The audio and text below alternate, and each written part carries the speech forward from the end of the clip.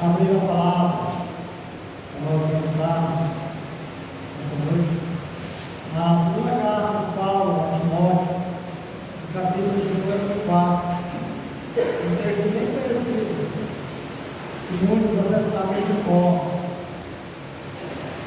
Segunda Timóteo, capítulo de número 4, nós vamos ler a partir do versículo 6.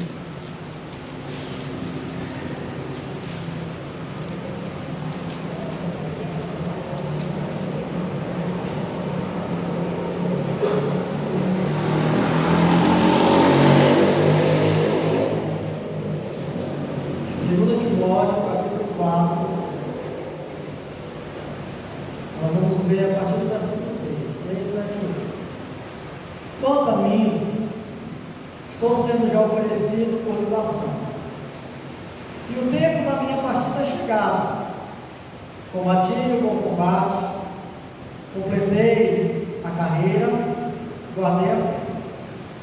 Já a coroa da justiça me está aguardada, a qual o Senhor reto juiz me dará naquele dia, e não somente a mim, mas também a todos quantos amam a sua vida.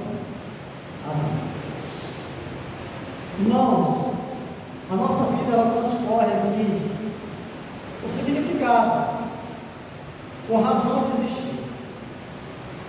O que dá a razão para nós existirmos? Qual a razão de nós vivermos? As pessoas procuram esse significado na família, onde muitos dizem: a minha família é a razão do meu viver. Para muitos, a razão do seu viver é a sua carreira. Para outros, é entretenimentos. Para alguns outros, também, é a religião. Aqui nós temos, irmãos, o apóstolo Paulo, nos seus últimos dias, envelhecido, preso, e o apóstolo escreve sobre o significado da vida para ele. Qual o significado da vida para ele? E instrui a sua igreja quanto a olhar para o significado da vida nesses três parâmetros, né? E ele resume nesses versos a sua história, a sua fé e a sua esperança, né? Quanto à história, a sua primeira declaração é de que a vida ela é finita. O tempo da minha partida é chegado. Ele usa, irmãos, essa expressão numa palavra grega aqui, kairos, tempo, né? O momento certo, o momento oportuno. Ele está dizendo: olha, o momento da minha partida é chegado. Os dias que Deus me deu para mim viver aqui estão chegando ao seu fim. O tempo de Deus para mim aqui está chegando ao seu resumo, à sua finalização. O apóstolo Paulo, irmãos, não está indagando, né, preocupado ou indignado com o momento da sua morte. A gente não vê isso aqui. Ele é indignado porque ele prevê, vê, sabe, sente pelos acontecimentos ao seu redor, por ele estar preso, por saber quem o havia pedido, por saber que ele estava perto de morrer. Ele não está indignado com isso, mas ele entende que isso não vai anteceder o tempo de Deus, mas é exatamente o tempo de Deus. O tempo que o Senhor deu para ele, tanto para viver, quanto para pregar o Evangelho. Ele sabia que a sua missão de pregar por todo aquele mundo, por onde era o mundo atual, ele havia pregado. Tanto é que ele chega a dizer, lá na carta, lá no livro de Atos, ele chega e diz: olha, não tem mais para onde pregar. Todo lugar que era necessário pregar, eu fui. E ele sabia disso. O tempo de Deus havia chegado. Então, irmão, todos os nossos dias estão contados e determinados por Deus. Em João, capítulo 14, versículo 5 diz: visto que os seus dias estão contados, contigo está o número dos meus meses. Tu ao homem puseste um limite, além dos quais não passará. Nós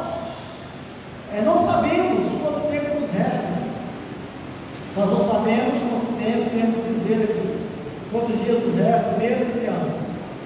Mas Deus, Ele sabe. Eles têm contado. Assim, irmãos, o apóstolo Paulo dá aqui o seu testemunho e nos ensina que ao longo da vida é necessário nós combatermos o bom combate, completar a carreira, guardar a fé.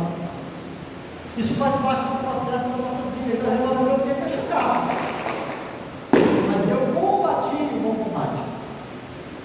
Eu completei a carreira que me foi proposta e eu guardei a fé. Eu combati o bom combate. Então o verbo combater aqui significa esforço, né? E se baseia no entendimento de que viver de forma fiel a Cristo não é algo fácil. Não é algo fácil. Nós vivemos de forma que iremos agradar a Cristo nesse mundo. Por isso que ele está dizendo: eu combati um bom combate. Eu me esforcei, é o significado dessa palavra. Eu me esforcei o suficiente, né? O necessário durante a carreira que me foi proposta. E isso vamos ensina que enquanto aqui nós vivemos, nós temos que combater esse combate, nós temos que viver esforçados, nos esforçar para viver a cada dia, buscando ao Senhor, sendo fiel ao Senhor, à sua palavra, não permitindo que o mundo, com seus anseios, nos engane, nos arraste, não permitindo que a nossa maior alegria e satisfação esteja nesse mundo e nas coisas desse mundo, não permitindo que a nossa maior confiança esteja em homens, mas em Deus. Então, esse é o esforço que nós temos que fazer. O mesmo verbo que está, irmãos, quando Jesus ele diz: esforçai-vos para entrar pela porta externa. O verbo é usado para completar a carreira.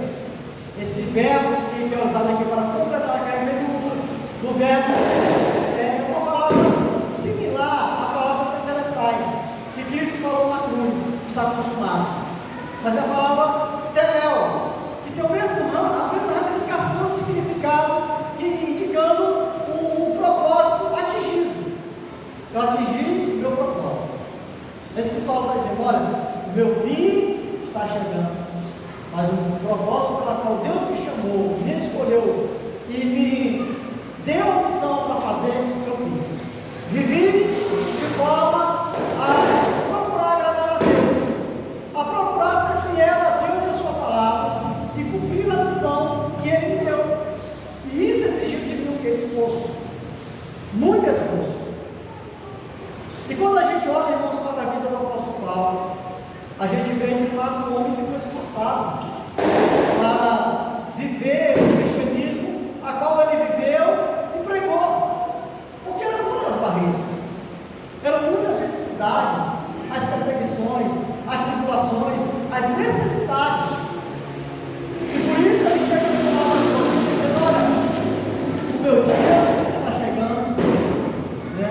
Está chegando o momento da minha partida. Já me é chegado, eu sinto isso, eu estou prevendo isso. Mas eu combati o bom combate. Eu completei a carreira. Né? Tudo que era necessário, o meu esforço, aquilo que estava no meu alcance, eu fiz. Então, irmãos, nós devemos, portanto, nos empenhar para viver no reino dos homens com os valores do reino de Deus. Esse aqui é o reino dos homens. É o reino onde os homens aplaudem homens. É onde os homens colocam homens no seu pedestal e deusam eles. Esse é o reino dos homens, onde o homem coloca no outro homem a sua esperança do amanhã, do seu futuro. Mas nós devemos, irmãos, viver o reino dos homens, mas com os valores do reino de Deus, onde Deus é o centro, onde Ele é a esperança do amanhã, onde a nossa vida, o nosso futuro está dependendo dEle, está nas mãos dEle. É Ele que vai nos fortalecer, Ele que vai abrir portas, é Ele que vai cuidar de nós amanhã. É Ele que zela por nós. Portanto, nós devemos nos empenhar para viver no reino dos homens, com os valores do reino de Deus, e ao mesmo tempo intensamente buscar o propósito do alto em nossas vidas. Não o propósito nosso, o nosso desejo, a nossa vontade, ou do mundo para nós, ou do que o mundo, a cartilha que o mundo impõe para nós seguir, mas viver buscando o propósito do alto. Né? Então, irmãos, ter sempre em mente que o nosso maior desafio não é andar na contramão do mundo, mas na contramão do nosso próprio coração. Porque o nosso coração é enganoso. Nosso coração é traiçoeiro. O nosso coração quer nos levar para longe de Deus. O nosso coração facilmente se encanta, né? Se encanta pelos pastos verdejantes desse mundo. Assim como Ló se encantou pelas campinas do Negueb, onde ele ali olhou e avistou as belas campinas. E aí ele vai lá e quando Abraão diz: olha, vai para onde? Eu vou para cá, eu vou para cá. E ele prefere ir quando os seus olhos via que era mais vantajoso para ele financeiramente, onde ele ia lucrar mais, mas que havia um perigo lá na frente, que ele estava caminhando para o rumo de Sodoma e Gomorra, onde mais tarde se dirigiu. Então, irmãos, é o nosso maior desafio. O nosso maior desafio é esse: é nós estarmos na contramão do nosso próprio coração. Por isso que a Bíblia diz tudo que você tem que cuidar com o teu coração. Por isso que a Bíblia, irmãos, nos diz que nós devemos a cada dia guardar o nosso coração. Guardar o nosso coração. E aí ele diz aqui: eu guardei a fé. O apóstolo Paulo está chegando, fim da sua partida, mas ele diz: eu vou completar a carreira. Eu combati o bom combate, eu guardei a fé. E quanto, irmãos, a fé, Paulo ensina isso que nós devemos guardá-la como um tesouro mais precioso. A expressão usada aqui para essa palavra guardar, é semelhante à encontrada na resposta de Jesus quando ele pergunta àquele jovem rico, se ele guardava os mandamentos. Guarda os mandamentos. Perguntou para ele, e ele disse que guardava, observava aqueles mandamentos. Então, irmãos, diante disso, nós não devemos negociar a nossa fé. Nós vivemos no momento da história em que nós estamos caminhando para o fim, para a consumação das coisas. E nesses tempos, a Bíblia diz que os homens seriam egoístas, avarentos, jactanciosos, eles seriam mais amigos dos prazeres do que amigos de Deus. Eles negociariam a sua fé. Por isso que a Bíblia diz, Jesus ele alertou quando, dizendo que no final dos tempos, muitos iriam apostar da sua fé. Por quê? Porque vamos negociar a sua fé. E nós não devemos, irmãos, negociar a nossa fé. Não negocie a sua fé, não permita que ela seja corrompida pelo pecado. Não permita que a sua fé, a sua esperança, o seu amor por Deus sejam corrompidos pelo pecado ou enfraquecidos pela dúvida. Será que Deus realmente está cuidando de mim? Será que Deus olha para mim? Será que Deus, de fato, é esse Pai amoroso e bondoso que diz ser quanto a mim?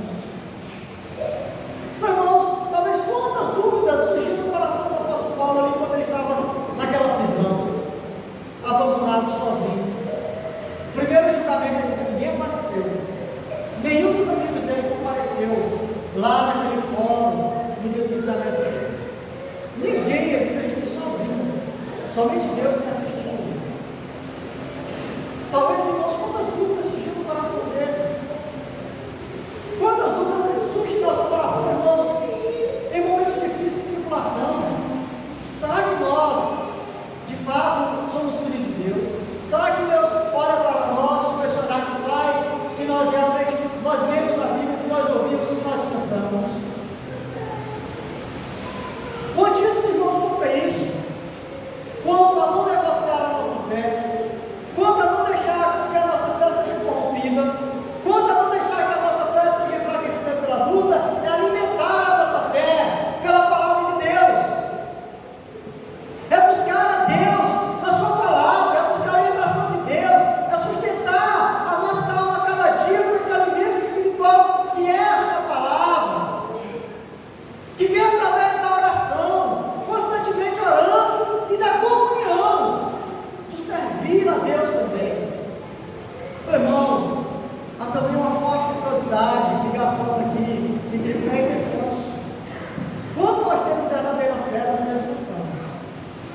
E há essa ligação com toda a Escritura. O Salmo de número 37, ó, lá o salmista nos ensina ensinando: entrega teu caminho ao Senhor, confia nele, e mais ele fará. Entrega, confia, espera, descansa no Senhor. Somos convidados a crer e a descansar. Crer no Senhor e descansar nele.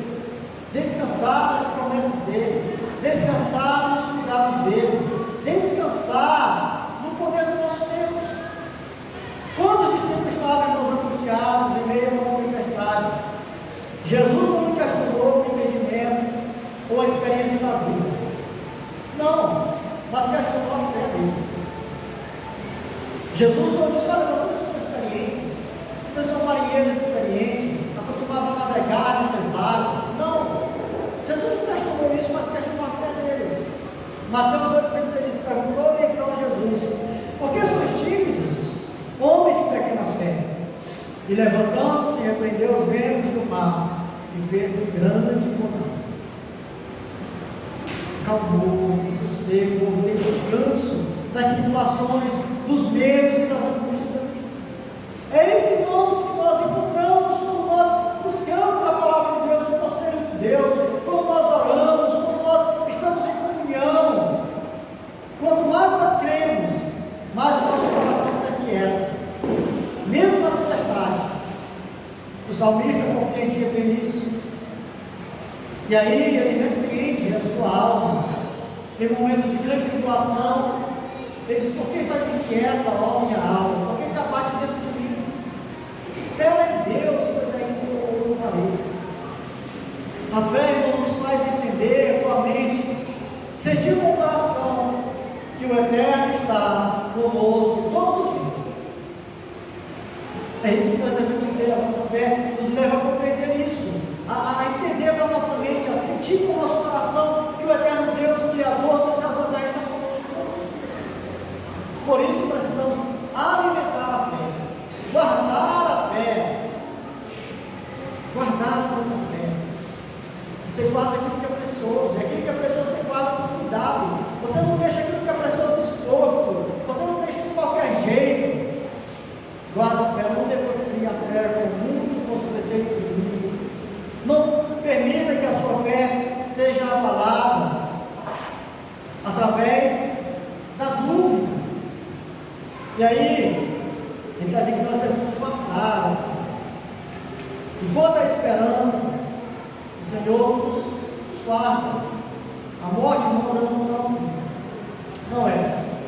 É, na verdade, um fascinante recomeço. Né? Nós não gostamos da morte. Ninguém gosta dela. Né? Pois nós não fomos feitos para morrer. Não fomos feitos para morrer.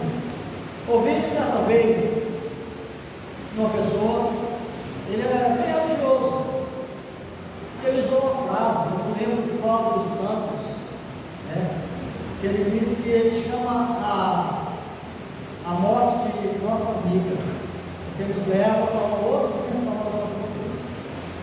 Mas o apóstolo Paulo trata a morte como inimiga, e ela será a última inimiga a ser vencida. Não como inimigo, mas como inimigo. Quem que gosta da morte? Nenhum de nós gostamos da morte, porque nós estamos pavor da morte. Nós tememos a morte. Né? Então, irmãos, esse sentimento ele é normal. Ele é normal.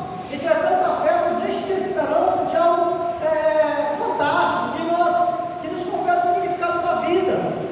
Né? Nos confere o significado da vida, a morte e a história. Nós temos significado. Qual é o significado da vida? Viver para a glória de Deus. Qual é o significado da morte? Partir e estar com Cristo. O apóstolo Paulo diz: é muito melhor. E qual é o significado da história? Não acaba aqui. Há uma continuação do outro lado, na eternidade, com Deus ou sem Deus.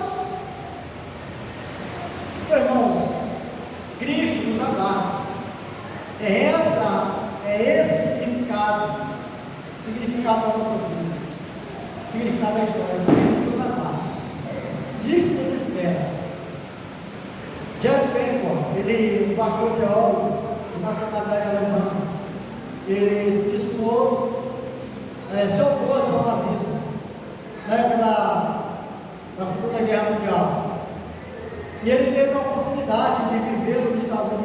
refugiado da guerra. Mas ele preferiu voltar para a Alemanha para encorajar os cristãos que ali estavam. Porque havia muitos cristãos que estavam sofrendo ali. Então ele estava nos Estados Unidos, ele resolve ir para a Alemanha. Vou para a Alemanha, vou voltar para lá e vou ajudar os irmãos a fortalecer a fé deles, para que estejam guardando a fé deles, para que não negociem a fé deles, para que não vacilem diante de grande perseguição que estão tendo ali. E então ele encoraja os irmãos, e após um período de exílio em Londres, ele foi preso em 1943, e ele escreveu lá da prisão muitas cartas, sermões ali, para aqueles irmãos que estavam sofrendo.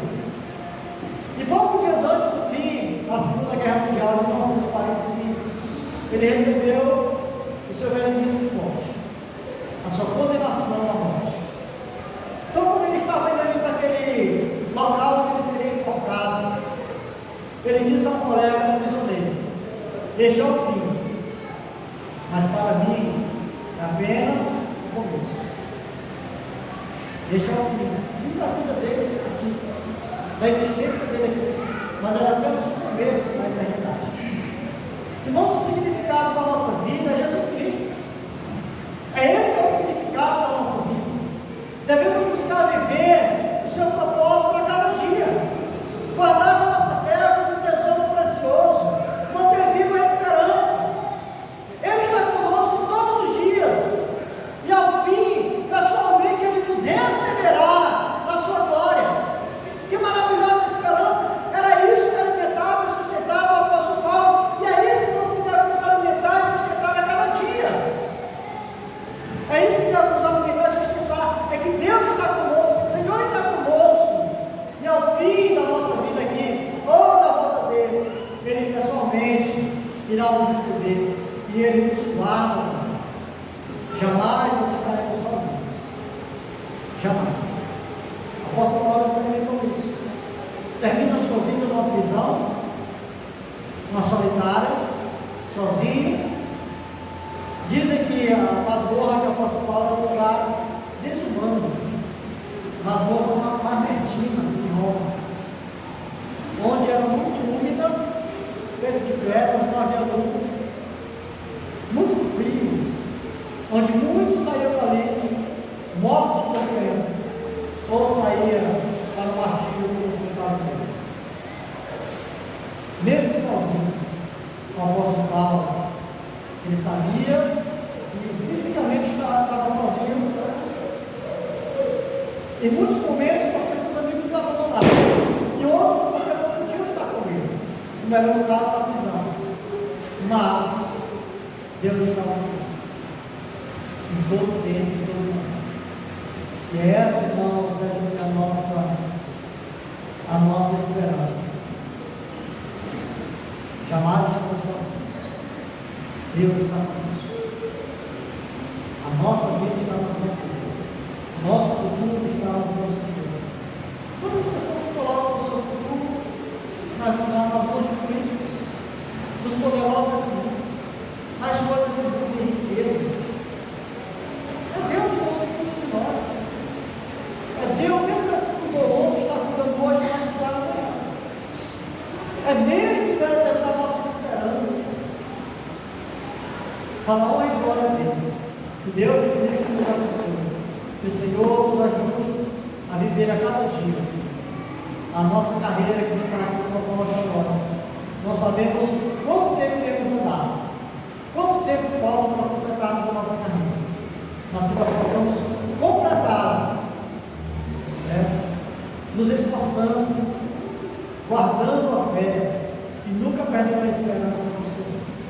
Amém? Amém. Louvado seja o nosso Deus. Deus em Cristo abençoe a todos.